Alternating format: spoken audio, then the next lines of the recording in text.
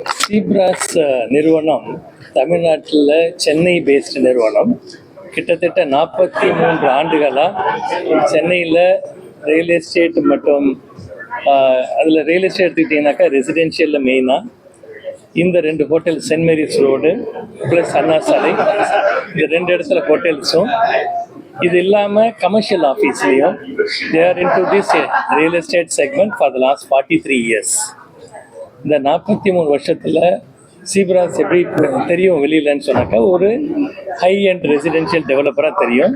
But அவங்க எல்லா செக்மெண்ட்லேயும் இருக்காங்க, commercial, residential and also hospitality. இது இல்லாமல் இப்போ புதுசாக உரகடத்தில் தொழிற்சாலை சம்மந்தப்பட்ட ஒரு இண்டஸ்ட்ரியல் டவுன்ஷிப்லேயும் இப்போது ஒரு 67 ஏக்கரில் போன வருஷம் நம்ம குளோபல் இன்வெஸ்டர் மீட்டில் சைன் பண்ணி அது ஃபஸ்ட்டு பில்டிங்க்கு ஃபவுண்டேஷன் ஸ்டோனும் சிஎம்ஆல் நிலைநாட்டப்பட்டு அது நடந்துகிட்ருக்குங்க. ஸோ சீப்ராஸ் நிறுவனத்துடைய க்ரோத்துன்னு பார்த்தீங்கன்னாக்கா குவாலிட்டி, டைம். இந்த சேர்மன் சுப்பரெட்டி சார் பற்றி நீங்கள் எல்லாருக்கும் தெரியும்.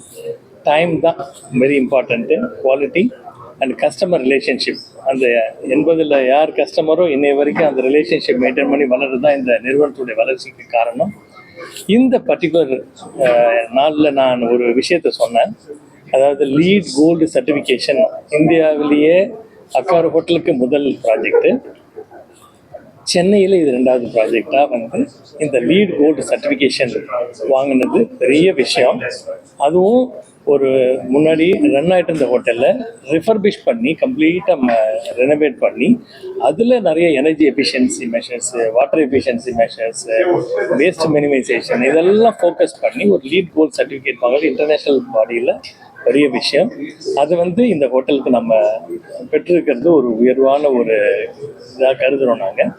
மற்றபடி சீப்ராஸ் நிறுவனம் அங்கே இதில் ப்ரெஸ் மீட்டில் பேசுன மாதிரி பலவிதமான ஹோட்டல், பலவிதமான தொழில்களில் எஸ்டாப்ளிஷ் பண்ணுறதுக்கு ரொம்ப கான்ஷியஸான வழியில் நாங்கள் அதை மூவ் பண்ணிகிட்ருக்கோம்.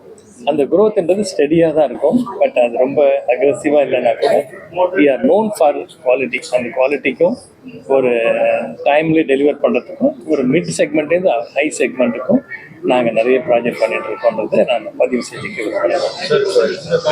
என்னன்னாங்க, இப்போ ஒரு பில்டிங் எடுத்துக்கிட்டிங்கன்னா அது ஹோட்டல் 24 ஹவர்ஸ் ரன் பண்ணுறது, ஏசி ஓடிட்டே இருக்கும், எல்லாம் இருக்கும்போது அந்த எனர்ஜிக்கு நம்ம முக்கியத்துவம் கொடுக்கும்போது என்ன ஆகும்னா, இந்த ரினியூவல் பவர் கன்சம்ஷன் அதை 2 விதமாக பார்ப்போம்.